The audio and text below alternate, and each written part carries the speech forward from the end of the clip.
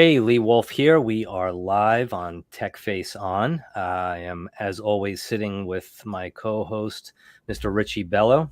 And today we have back on the show the human side of AI. We have with us Tim Hayden and Wendy Reeves, who are both co-founders out of, I believe, like 14 or 15 founders of the company. And this is the really cool stuff for me. I love digging into technology and AI especially. And but before we get rolling on the show, we have a quick video to run from Dr. Hassan, who's been on the show. And he deals in cybersecurity. He's an expert in cybersecurity and also utilizes AI, which he sees as a kind of a double-edged sword. It could make things a little worse for your security because it makes the hacker a little smarter, and it also helps create better cybersecurity software. And I'm just going to run that now. Is your dealership ready to be hacked? The internet criminal gangs are coming at you. They can get you if they find a weak spot in your network, or someone in your company clicking the wrong attachment, or even the front desk girl giving away some sensitive information. Hey, this is Dr. Hassan, the CEO of Matrix, a cybersecurity consultancy that helps the big OEMs and the tier ones to solve their cybersecurity problems, including vehicle security. I have spent the last 20 years of my life dedicating to make the automotive industry safe and secure. My mission today is to make every automotive dealership safe and secured and to become your cybersecurity doctor.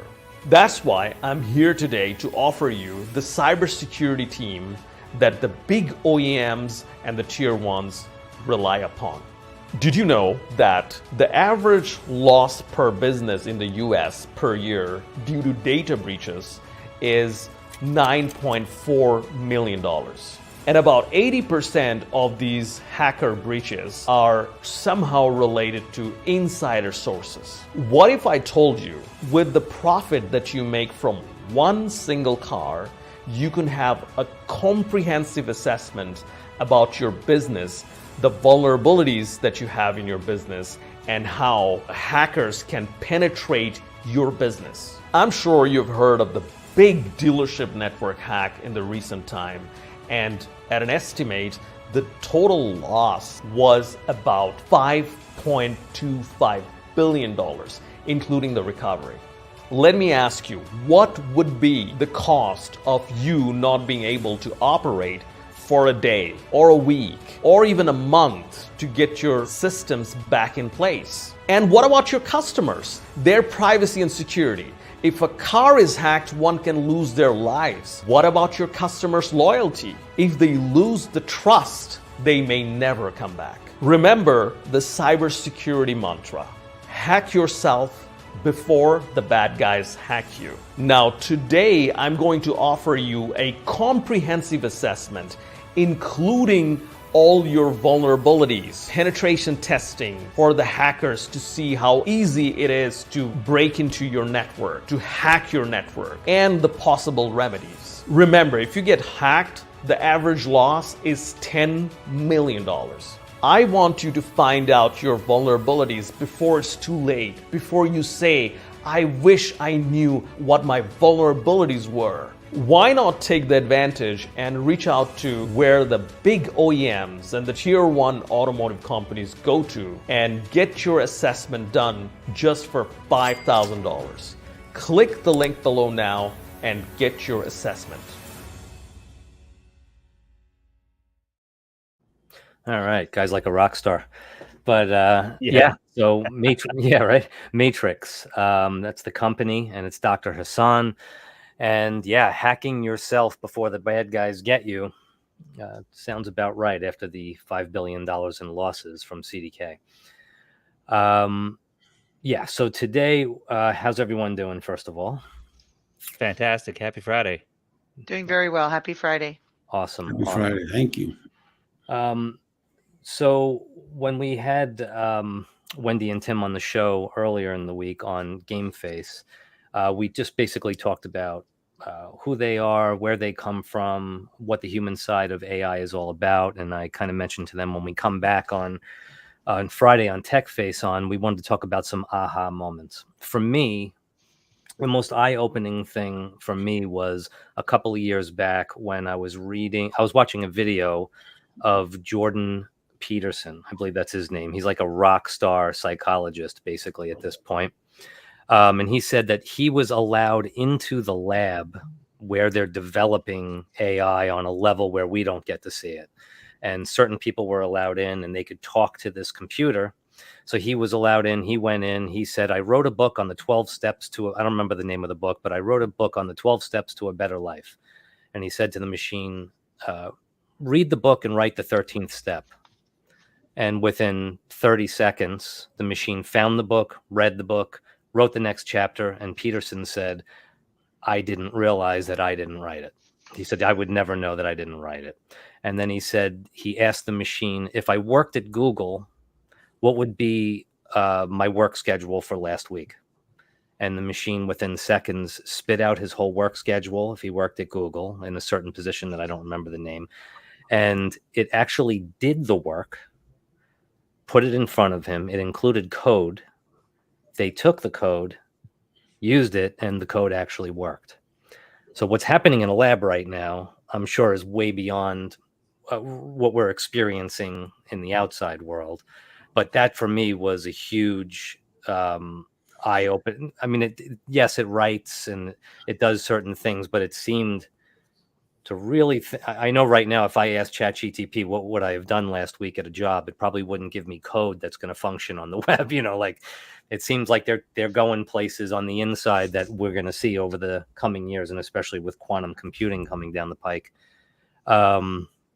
So what I wanted to ask Wendy and Tim, as you're having these think tanks, I'm labeling it think tank. You said you have these meetings on Wednesdays where you have everyone come together and talk about, solutions, ups, downs, how to utilize AI and such in their businesses, and how to bring it to people. Were there any wow, aha moments for you guys that you couldn't believe it? Maybe you did believe it. You were able to bring it to someone that didn't believe it. But what were some of those moments with artificial intelligence for you? I'll touch lightly on it and then I'll defer to Tim because he'll get much more granular about on it.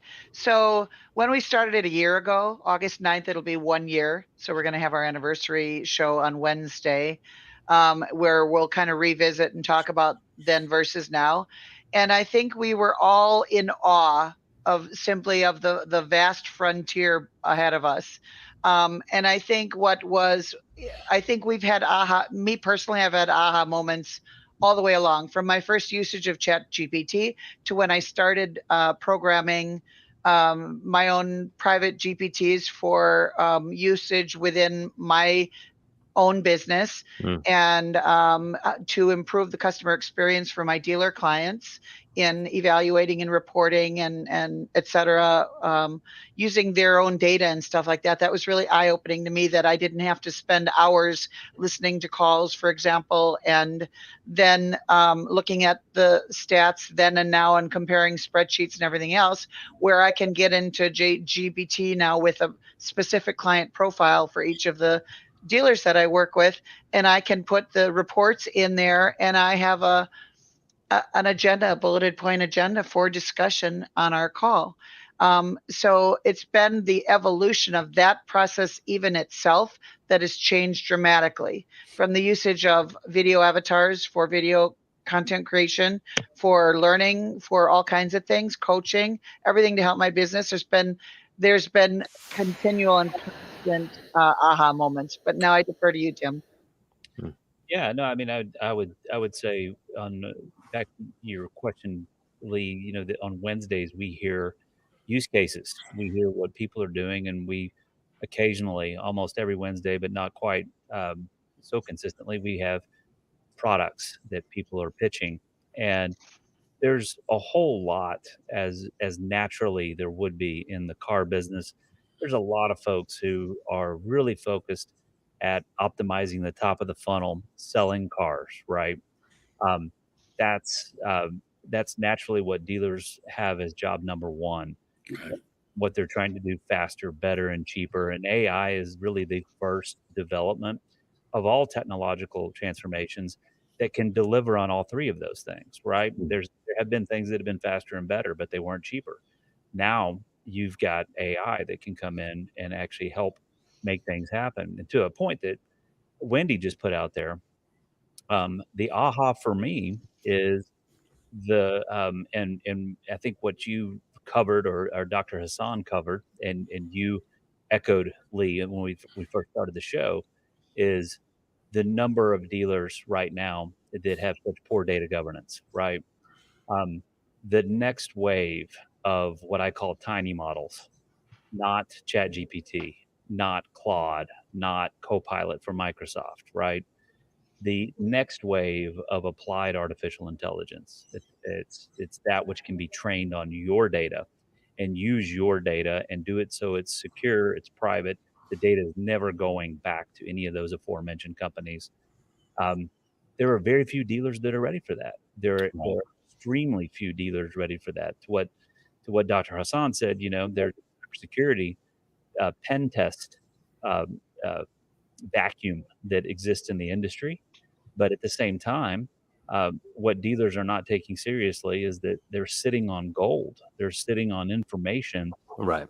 people who've already bought from them, people who've already transacted with them, and they're not acting on that. They are instead all interested in Google search, all interested in cars.com or Kelly Blue Book or Auto Trade or whatever they can to get somebody new in the door when they've got all this data they're sitting on people that have already bought from them. So it not the aha I think you were asking for, but that's been the big aha for me. Yeah. It is just that the it's like I like to say a lot, about the great philosopher Jerry Reed said, we've got a long way to go and a short time to get there, right? And that's where we are right now in the auto industry. Is there's a whole lot of getting the data right before you can really dive in to where artificial intelligence will have transformational impact on the industry. Yeah. You know, I'm sorry. No, if I may, Tim, and to go back to that, when we started, everybody I think on our group are visionaries, right?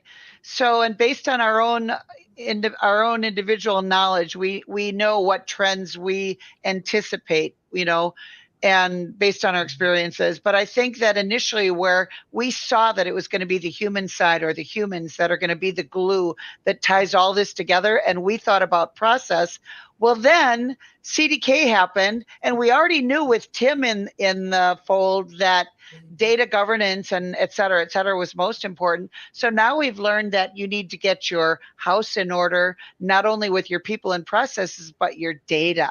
Yeah. Your first party data, you need to protect it and you need to have it ready, and then figure out what you're going to do with it and how you're going to implement AI. But that's been another aha for me. Right.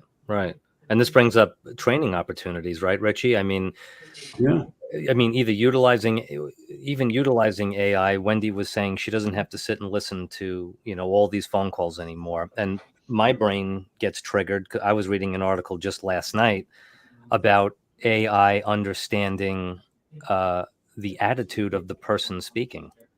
So I'm wondering, is Wendy listening to BDC calls or not even having to listen, and the AI is saying, "Ooh, this person's not talking very nice," or it's like, yeah. And Tim does all of his, like, everything with data through his brain trust partners. And I actually just launched EIQ Performance Solutions LLC, where I'm extending whatever we do with BDCs, but we're also using AI to look at their data. And, there's a lot of phone systems. What you're referring to is sentiment analysis. And there's a lot of phone companies, telephony products, where they've been doing that for years. But so that's already something that's good. I think the finesse comes when I'm listening to a number of them manually to make sure that they've got my brain in there. And I put out my knowledge base, all of my content from 40 years of automotive into what I'm building. and we're also building an app where we can submit the dealer data. Then we're going to evaluate it. We're going to see where they hit the KPIs, but then we're also going to give them relevant coaching, not just say, okay, here's a BDC in a box, learn this and you'll be a great top performing BDC.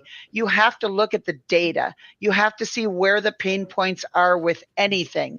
With AI, you have to start with the dealer pain points. You have to identify them, and you can't just report them. You have to give them actionable steps and guide those and teach the leaders of these sales departments and internet departments and BDCs how to coach their teams to remain consistent in process and performance and everything else so that they don't become complacent. And then you just have to review it regularly. So that to me is what the next step is. Well, I want to talk about something a minute, the CDK Global situation. Now, Wendy, you know about ShopSmart. You know the kind of data that I have. It's a DMS, really. It's a DMS online, right? I can show you your VIN retention. I can show you the VIN numbers, CSV file, everything, right?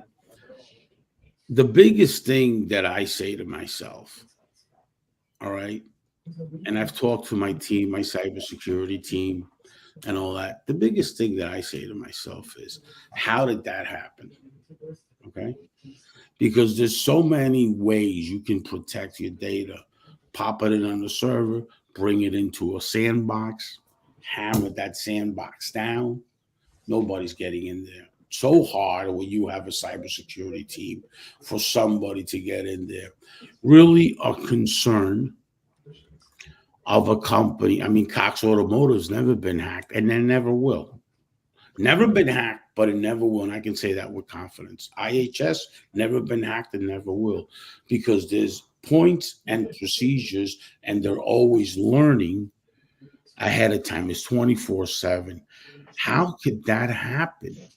You know, something like that costs billions. Now, if they're doing everything in their power and you get hacked, then obviously it's either the people or the technology or something. There's something wrong here, right? That was like a big situation that happened. And I can say that with these other two companies, proven fact that people get hacked all the time, the government, and that they haven't been till today, till year to date, because I know a little bit about that end, and I know a whole lot about the two companies, right?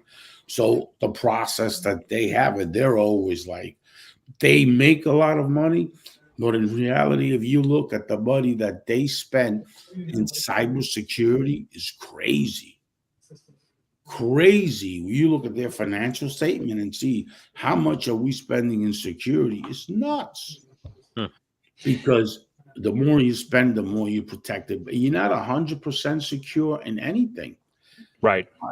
But when you spend that effort and that time, it's much harder. This is what it is. You have a house and there's an alarm system and a camera. Whoop, hold on. Lee is your next door neighbor. He don't have an alarm or a camera. Boom. I'm going to go there. They're only going to go in to where they can get in and out easy, right? So the harder you put a blockade on, right, the guy or the hacker or whoever it is going to go like this. Look, whoa, wait a minute. Let me go on to the next one. They have bots today that while we are sleeping, it hits 10 million servers. Right. While we're sleeping. Right. When those bots go in and say, uh-oh, no good, next, that's all they do. When you have that type of level of security up to a level, that bot hits you, and that's it. And why do they have those bots that hit our server? Real simple. You don't have to rob a bank anymore. All you got to do is go online and steal technology and sell it to the black market for $100 grand. So you got the technology that hits 10 million servers in 24 hours. You sell it for 100,000 each piece. That's all you care about, right? And what they're selling is functionality and materials like that. And you know that, Tim, right? So they have these things that while we're sleeping, we're getting whacked, right?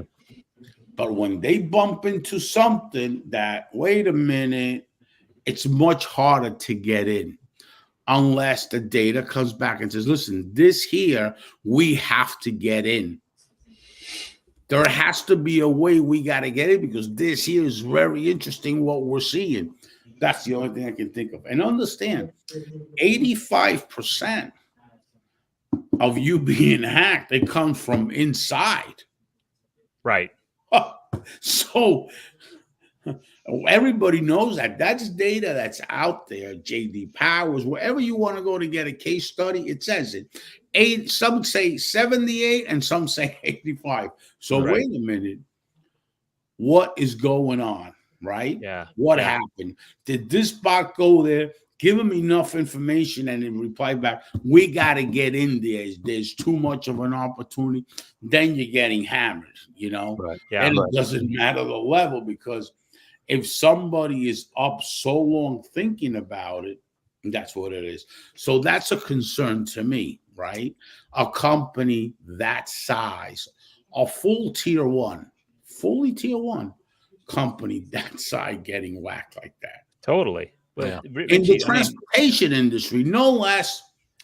In the transportation industry, you know, the government's got their eyeballs on us in the transportation business more than anybody knows. Whoop. You make a wrong move there and you're in trouble, right? And especially a data breach. You're dealing with DMV stuff. You're doing all kinds of stuff, right? So it's complex, right? And hopefully we learn from that and really find out how it happened. Most important is why it happened, so it doesn't happen to others. And CDK Global really should be publicly educating how it happens so it doesn't happen to their friends and competitors. Right. So, Well, I just let me just add to that. I mean, you hit the point right there, Richie, about the threat is larger from the inside of the organization than it is from the outside. And you know, Wendy, I think Wendy covered this a second ago when she was talking about training. You know, and I didn't hear her say it, but I know she knows it's absolutely critical. Is you have to have data literacy. You have to have everyone understand what it is they can do to be vigilant in the organization. The simplest of things, not using the same password in more than one place. There's a dozen tools like Dashlane, LastPass that are out there for you to be able to control not only that right there, using the same password in only one place, but being able to come up with very complex passwords for everything else that you may register for, that you may have some type of accessibility username and password for. The other side of this too is how many people don't update their operating systems on a regular basis because you have bug fixes and security patches that are constantly being pushed by the OEMs to make sure that our devices and the software on those devices is secure. Yeah. So it is the doors that are left open, right? And I'm gonna only challenge Richie on one thing he said, because don't ever say never, Richie. Yeah. Don't Yes, ever correct. say never. You said that will Yes. never happen to, and I'm not going to mention the company again, but it won't happen to them. You know It's why going to I happen to say them. that? Because It is going to happen to people them. don't want to get in. People Yeah. don't want to get in. It's very difficult. It's like very hard for them to get it into those two companies. All right. The reason is because those two, the spend that they do with protecting the security of those companies is big. You can have 7 to 8 servers. I can show you the Amazon server, the Google server, wrapped around all the data with a sandbox that when a bot comes in, it sees, wait a minute, I have a Next.js site. Yeah. Well, there's no database. You know where that database is? Who knows where? And maybe 1 million servers Right. that we rent out, right? That's having security. When you go to this place that they have the CDK Global, that digital marketing platform for dealers to sell cars. I mean, anybody, it's easy to get in there. Easy. Easy. I mean, when I was in kindergarten, I was able to get in. There's no problem. In and out of there, they don't even know. At 1 o'clock in the morning, I'll be in and out. And by the time they wake up, they have a headache that'll never go away. Just won't. They'll have a headache in their hands, right? Yeah. You build a Next.js, and a lot of the OEMs, when I did the Next.js, before that, they were starting to do a React site, which the React wasn't good. But you're talking about Honda. Honda's got a Next.js for their certified programs. Why? Because there's no database. Oh, wait a minute. A bot comes in. Where's the database? So you have to set it up, your technology. It's very costly. It costs a lot of money. And sometimes us as entrepreneurs look at the cost. But when you're dealing in the B2B sector, you got to have that cost. Right. You know, and you're right. It could happen. Yeah. Without a doubt, it could happen to anybody. Yeah, because what the heck is going on with our military? It's more difficult for them to get into there. And the only reason, like I said, if your home has this, that, I'm not going to go in his home. He doesn't have anything. I'm going in. We all know that thieves and whatever you call them, they go easier to these places, right? Mm-hmm. The easier you make it, a bank robber, once it's easy, they go in. Right. When it's a little bit difficult, nobody's going to go in. But you got to keep spending it, because every day, especially with this AI thing, every day the AI is working really to help us, but it's working against us with hackers, because they're coming up with ways on how to put a virus on your WordPress. That's all you got to do is search that. Right. The other thing is, I want to say something that is very important. I had a meeting with, I was at Queens College, so I have the intern program there, right? That for years now, since 2017 or 18, 2016, right? I do a lot of stuff there. Surprisingly enough, I was mentioning the show. This was Tuesday, and they were all like into it. So we had there's a lab right there at Queens College that has to do with the AI, right? There's a lab. So I told them, listen, we started talking, and they said to me something, Richie, you know how we search stuff? We don't search stuff on Google. I says, oh, no? What do you mean? What do you search? You don't know about this? You.com, YOU.com. And I says, can I ask you a question? Why don't you search it on Google? He says, because Google is marketing us. We look for something and it just gives you, and then you see a blog passing the sponsorship and they're selling you. All right. Oh. So you search after we hang up, you go to you.com, right? You go on there and put a search and compare that search to Google, and it's all AI. It's called the AI assistant. You can click on ChatGPT, this one, that one, all these things. Oh, what? And there was one guy there, his name's Danny. He's a computer engineer, studying. He's got one more year left. He says, Richie, come here, let me show you something. Opens up his computer and shows me this AI he's building. What? It's like unbelievable what he's doing. With all the combination of the AI, with all this data for the last 2 years, that's what he's been doing, pumping this data into this machine, behavior and all that. And, at the beginning of the AI evolution, the guys, the professors and all that, they were like, this is bad. We got to go. This is no good. But now they're getting adapted to it. Now they're so used to this AI with the intern program and the productivity of the students. And the average score of the students went up this year. Okay?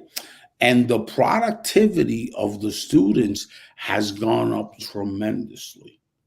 So, you know, we started talking about that, and then I brought your company up, and they told me, well, Richie, one of the people there in the incubator, a professor, told me, Richie, tell me exactly what they do.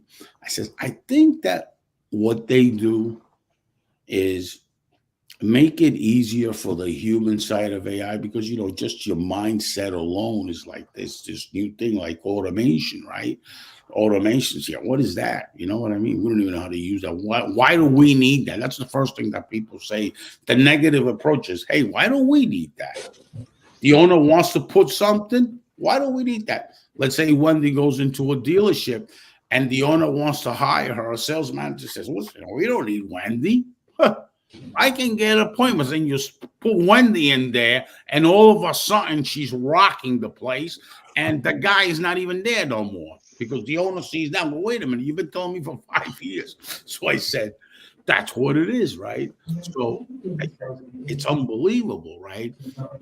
And I says, Wendy has always been like, I've been following her since Dealer Strong, right? I've always had a lot of respect. In 2019, I saw her evolution with BDC Angels, COVID. I was doing my thing in Orlando, right, Wendy? And I always was impressed with Wendy. She was one of these people that had a drive. That's what I looked at the drive. I said, she's going to make it big time. That drive. And then I meet you, and I see you're very humble, but you possess a lot of knowledge, a lot of interesting knowledge, you know, that we all need, right? So these are the kind of things that I was talking to them about. And I want in detail, right, exactly the human side of AI. Maybe I could be wrong. And I want you guys to be clearly what that product line is and what it could do for our future with this AI, that every time you turn, there's another AI thing. So can I make a small comment, Tim, and then I'll defer to you again? I'll just give my overview. So it's not, we don't have products, Richie. We're filing it as a not-for-profit. It's a safe space where everybody can come. We have at our website on www.thehumansideofai, you can join the community, and then we'll share everything that we're going to pour into this site now. But another interesting thing is the Meet the Founders. I think the value of the community that we've built as far as individual needs of our dealers and our community members lies in the reference to our 15 co-founders and the individual ways in which we and our companies that we represent or that we own can solve the pain points of our dealers. In my opinion, that's an overview. Tim? Yeah, no, I mean, I think it's to the point that I think you made a couple times, Richie. I mean, it's happening with great velocity, right? The change that's happening in the marketplace. There's a new AI every day, right? And Wendy, I think, just had the foresight to understand that there needed to be what she calls a safe place, right? But it's a forum where folks, and it's a forum. Let me say that it's safe and it's a forum where actually you can hear people talking about use cases. You can hear them talking about what they're able to enable in terms of better business performance, and happier customers, happier employees, all these things that you should get with building efficiencies in the organization by having much more accurate insights in terms of customer needs and employee performance, all these things, right? And I think it's different than just a regular group that's doing pitch competitions and product oriented conversations, which of course is where the human side comes in. Is it's not just what the humans are doing with technology right now, and what are we doing, as I said earlier, better, faster, and or cheaper. What are we doing with the technology, but also the technology itself if you just look at how people talk about AI, they want the AI to be very human. They want the technology to emulate what humans already do.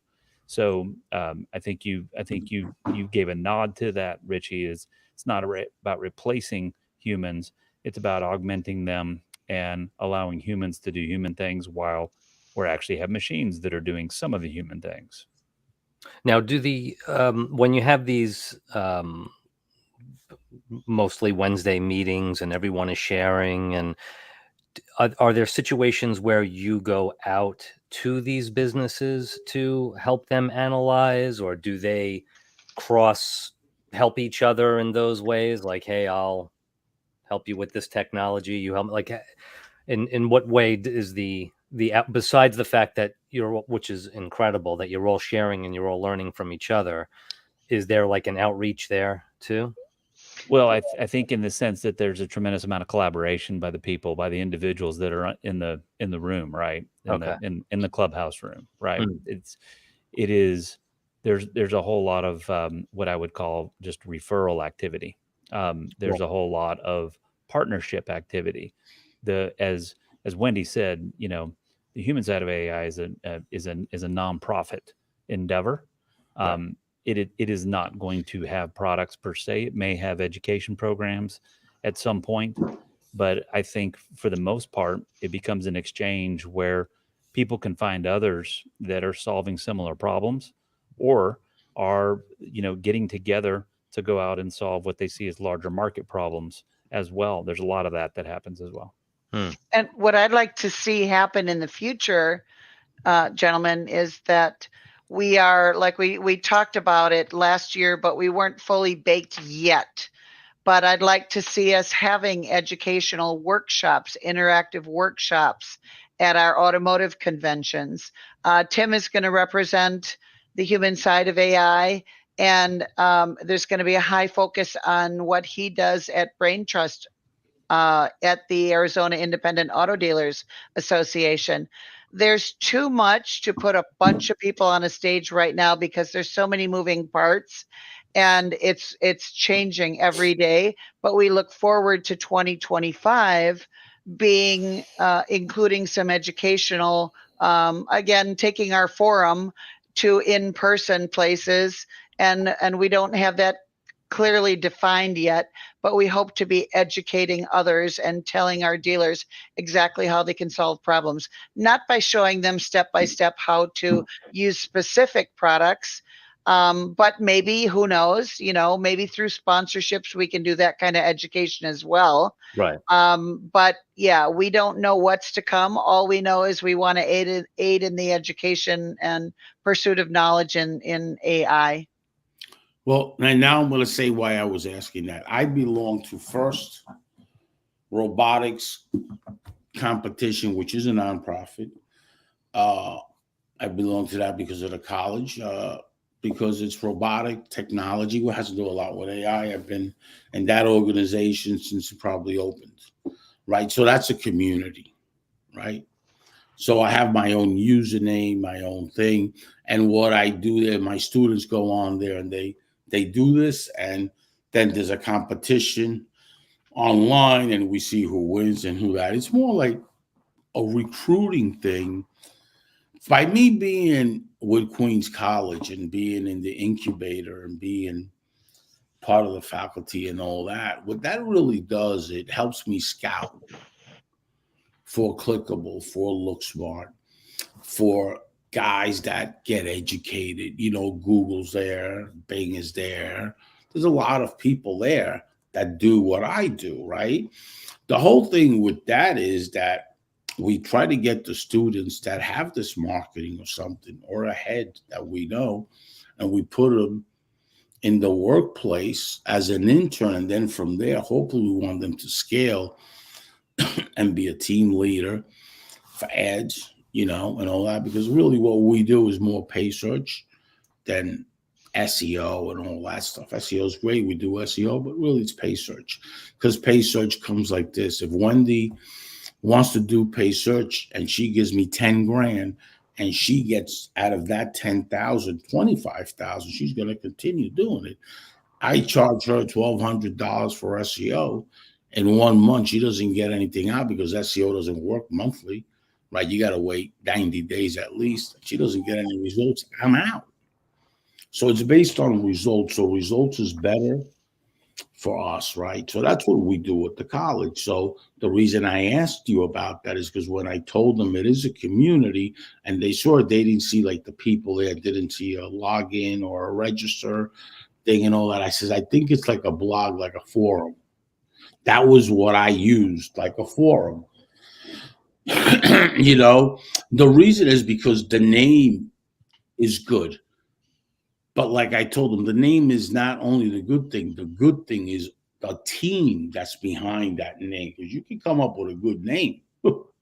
You don't have the right team. It's going nowhere. I says the team that's there.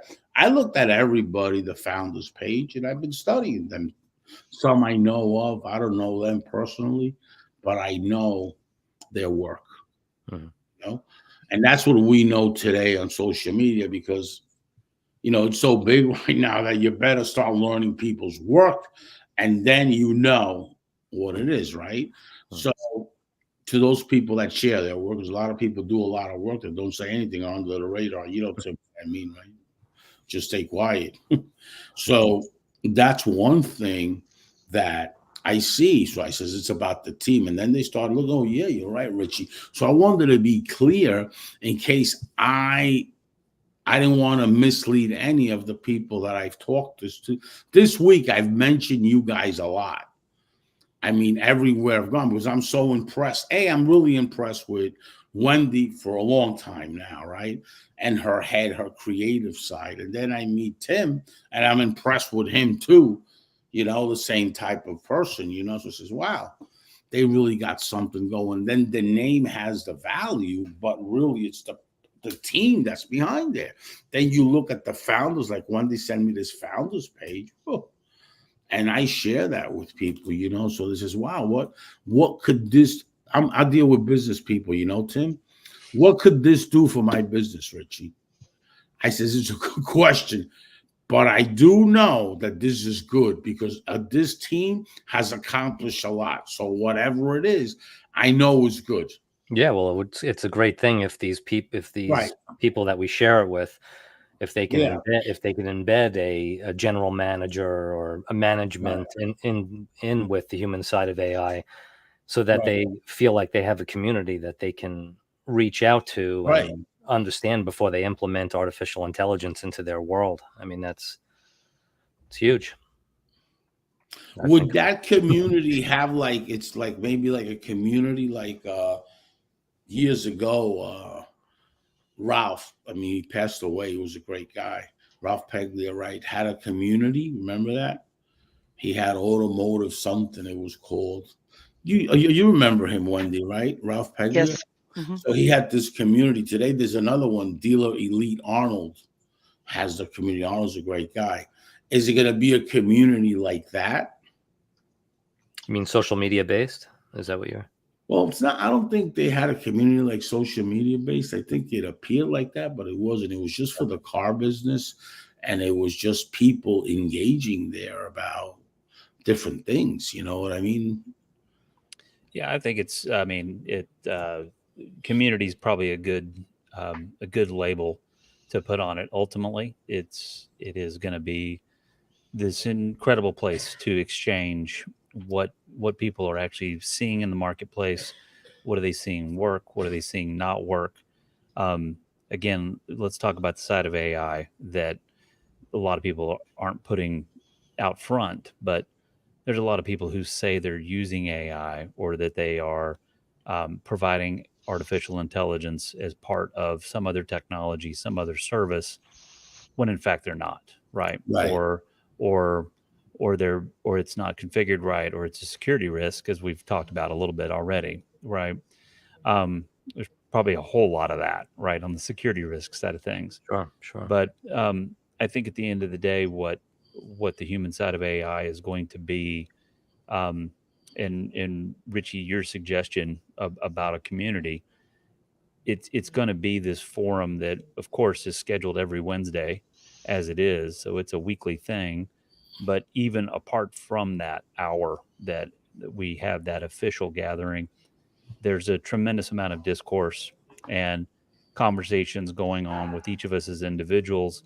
And to what I said earlier about ways that we're partnering, we're referring, and working with many of the same mutual client to do things. And I think over time, if we do our job right, I think what I don't want to put any kind of words in Wendy's mouth, but there's more than likely an aspiration that that community is going to grow. That there's going to be respect for each other. We don't all have to be friends, right? We're going to compete with each other. We're going to we're going to challenge each other, but certainly there's going to be an incredible opportunity to have some respect for each other and opportunities to help each other and try to lift up not just individual clients, but the automotive industry as a whole, to contribute to what is an opportunity to lift up the whole industry. We're not going to do it alone, obviously. And now let me ask you, this is a product for the automotive industry only? Well, the human side of AI is predominantly for the automotive industry. Currently. Yeah, currently. Currently. Okay. Again, Yeah, I'll shut up. I'm not going to put words in Wendy's there's mouth. No, you're perfect. I couldn't have said it better myself, completely. But just like AI, Richie, we have no idea where this journey's going to take us. Yeah, right. We're just going to enjoy the ride, and it takes a village. We're going to do it together and see what presents itself, what opportunities, and make the most of each one. I think it's going to be a really good community for whatever you guys gear it to, because one of the things about both of you guys are great leaders. So whatever it ends up, it's going to be great. It doesn't matter. And I really like it. I mean, this product has definitely my go ahead and rock it. It's a really good thing. I build a lot of different products, Tim, and when I build a product, I never worry about the invoice. My goal is always to worry about the product to be tremendous for the business owner and for them to get an ROI and an ROA. If not, I'm not interested. I never chase the invoice. People that know me, my team that knows me, not interested in that. Once that product, I do beta, and it's out there and it's tested and it gives you results, then I worry about the invoice. And that invoice is not what people think it is. It's a lot. It's very expensive. I charge for a managed PPC 25%. But I can show people, analytics, business people, on what they used to spend and what they're spending and what my conversion is compared to their conversion. So I can do that, right? I try to build something that is results, giving results. That's the reason why Shop Smart, I decided not to do the leads, because I did free leads for free, 100 leads at a time. 100 leads at a time. And when I saw that those leads didn't convert, I was not interested in selling them. I was interested in the data that it possesses, the search data, the VIN data, and all that. Because if I see that it doesn't work as an ROI, I'm not interested in selling a product that business owner is not going to have that ROI. And I did over 50 stores, 100 leads at a clip for nothing. And there was no results. And people know that. There was no results. And I gave them the leads, but they didn't sell them. And you can't go to Google and get 100 leads for free, right? If you buy leads from Google and you pay search, right, and you get the leads and it doesn't convert, you got a sales problem. I didn't accept that. I says, no, I'm not interested. So I shut that down. With this AI, wherever it takes you guys, it's a blessing, because nobody even thought about this. And it could be a tremendous community for the automotive sector if, like anything else, if they use it. Everything is to the end user, but it's a great product. Don't ever give up on it, because the AI is getting bigger and bigger and bigger, and continue to do this kind of stuff because it's very impressive. It shows me that you guys actually care about the car dealers. that you actually have a caring part. You know, that you actually really do care. Thank you, Richie. Care about others. Most important thing that I've learned from Tim and Wendy, that you guys care about others. That means that has a tremendous value to Richie, right? Because caring about somebody is doing products like that. Not me saying, oh, you know, Tim, I care about you. Oh, you know, Wendy, I care about you. Oh, you know what? I love you. I love you. Not interested in that. But showing the actions speak louder than words. That's the school I come from. So with that being said, man, kudos to you. Congratulations. I love what you guys came up with. I am a promoter of this product. I make sure I tell everybody, not just automotive sectors. I tell everybody because a lot of people wish that somebody in a different sector and a different industry could come up with this. Very creative automotive people. You're always there. And thank God for Wendy and Tim. It's a blessing to even know and engage with these people. I'm impressed. Thank you. Awesome. Thanks, Richie. Yeah, it's Thanks, a very, We're honored to be here. Thank you so much. yeah, Thank very. you. We're honored to have you because it's not every day you meet somebody like Wendy. It's not every day you meet somebody like Tim. You know, it's just not every day that I have a co-host like Lee that's been with me now 6 years or 6 years plus or something. Has done a lot of things with me, so really understands Richie, you know. So That's why I it's have no great. hair. It's great to have somebody like that, you know, and it's a blessing. I mean, what you guys are doing for the car business, that's what I consider game changing right there. That's a game changer because, man, dealers are very hard to comprehend new stuff. You know how dealers are. They weren't even doing email funnels till recently. People have been doing that for 15 years. But anyway, it's so hard for them to even understand something because they're good at Richie, put a customer in front of me and watch what happens. That's what they're good at. I mean, honestly, put a customer in front of a dealer and they're going to get it sold. Don't start with the phone calls because they don't know. That's what Wendy's good at. They're not interested in this. They're not interested in the emails and all that and getting people. But Wendy's job is to put somebody in front of a dealer and watch what happens. That customer's driving with a car. You know? And you guys are doing something that can really help and be a game changer, especially to the new kids that are dealer principals that their fathers are leaving in this new world that we're not so used to. Guys my age are like, whoa, wait a minute. I have to work at it hard. I have to go to places like the colleges and all that and be part of something to really understand what's going on, right? So it's hard. But let me tell you, this world with these new kids, and this thing is going to stay with them. And you guys were the first ones that did this, that even thought about the human side. That has a value to me. Tremendous. Absolutely. And that's the human side of AI.com, an extremely relevant and very necessary group of thinkers and doers that are tackling AI from the human side. That's pretty incredible stuff. So, And that's great. I'm so Thanks, impressed. guys. yeah, Thank you, guys. Yeah, Thank you. God Tim and bless Wendy you for being both. with us. Bye-bye. Take care. Yeah. Adios.